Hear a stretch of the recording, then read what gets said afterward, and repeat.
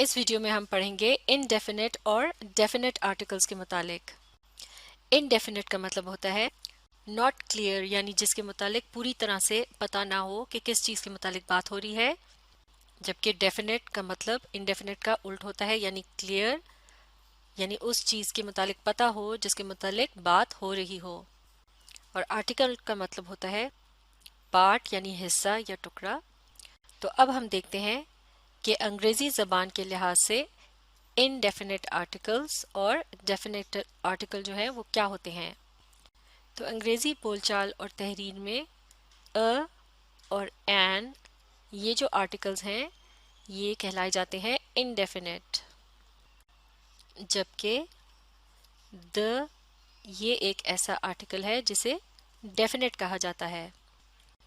अ और एन का इस्तेमाल ऐसे अल्फाज से पहले किया जाता है जिन्हें गिना जा सकता हो और वो तादाद में एक हो, जैसे कि अ पेंसिल यानी एक पेंसिल, या फिर एन ऑरेंज यानी एक माल्टा।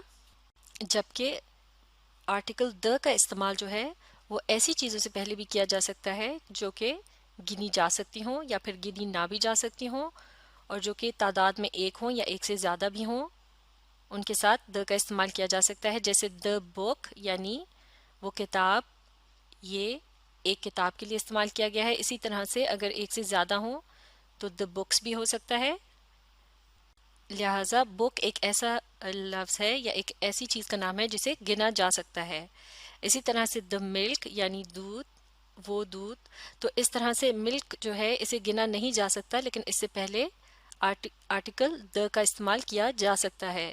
इसी तरह से यह है द बर्ड्स यानी परिंदे। तो यहाँ ये तादाद में ज़्यादा हैं, इनके साथ भी, ऐसी चीज़ों के साथ जो तादाद में ज़्यादा हों उनके साथ भी द का इस्तेमाल किया जा सकता है। अब समझने की कोशिश करते हैं कि अ, एन और द का इस्तेमाल कब किया जाता है। अ और एन का इस्तेमाल उन चीज़ों के मुतालिक बात करने के लिए किया जाता है जिनके मुतालिक अभी ठीक से पता ना हो कि वो कौन सी ख़ास चीज़ है या वो ख़ास कौन सी वाली चीज़ है जिसके मुतालिक बात हो रही है।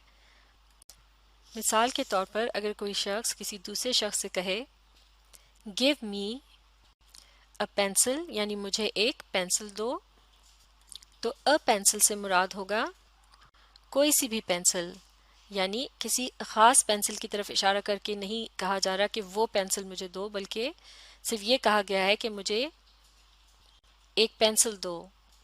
इसी तरह से एन का इस्तेमाल भी किया जा सकता है एक जुमले में किसी ऐसी चीज़ के मुतालिक जिसके मुतालिक ख़ास तौर पर ना पता हो कि कौन सी चीज़ है। जैसे कि अगर कोई शख्स कहे कि give me an orange to eat, यानी मुझे एक माल्टा खाने के लिए दो, तो एन ऑरेंज, इससे पता चलता है कि ये कोई सा भी ऑरेंज हो सकता है, यानी कोई सा भी माल्टा। इससे मुराद ये नहीं है कि फ़लाँ माल्टा जो वो वहाँ किसी जगह पर रखा है वो ला कर दो, बल्कि अभी ये बात क्लियर नहीं है कि ख़ास किस चीज़ के मुतालिक बात हो रही है।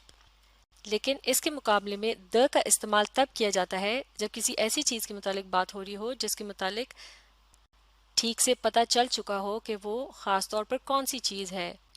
मिसाल के तौर पर अगर इस तरह से कहा जाए गिव मी द बुक, माफ़ कीजिएगा, give me the book that I give you to read, यानी मुझे वो किताब दो जो मैंने तुम्हें पढ़ने के लिए दी थी।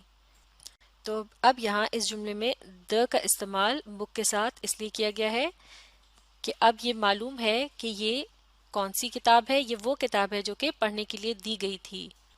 यानी यहाँ किसी भी किताब के मुतालिक बात नहीं हो रही, बल्कि ये एक ख़ास किताब है और ये वही किताब है जो कि पहले पढ़ने के लिए दी जा चुकी है और अब उसे वापस मांगा जा रहा है।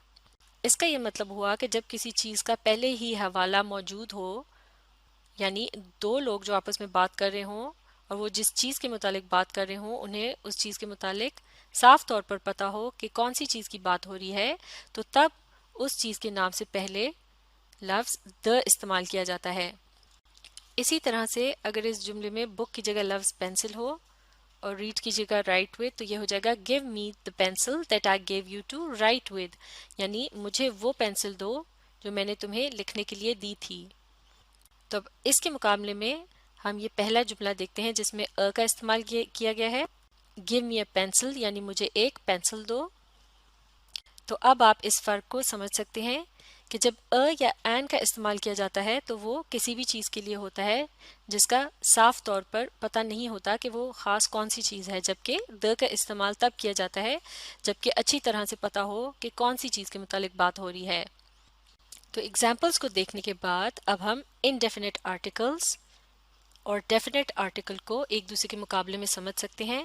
انڈیفینٹ آرٹیکلس کیا ہوتے ہیں؟ Used before singular nouns that are unspecified, یعنی انہیں سنگولر یعنی واحد چیزوں کے ناموں کے ساتھ استعمال کیا جاتا ہے جو کہ انسپیسیفائڈ ہوں، یعنی ناٹ کلیئر، یا پھر جن کے متعلق ابھی پتہ نہ ہو ٹھیک سے۔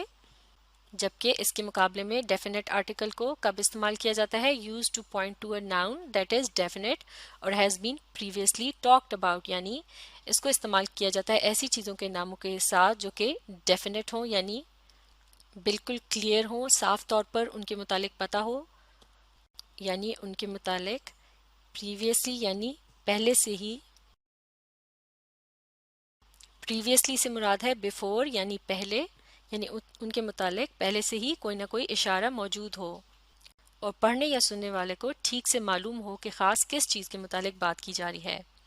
تو یہ تھی انڈیفینٹ اور ڈیفینٹ آرٹیکلس کی پہچان۔ اسے اچھی طرح سے سیکھنے کے لیے آپ اس ویڈیو کو ری پلے کیجئے اور اس کے ساتھ ساتھ پڑھنے اور سمجھنے کی کوشش جاری رکھیے۔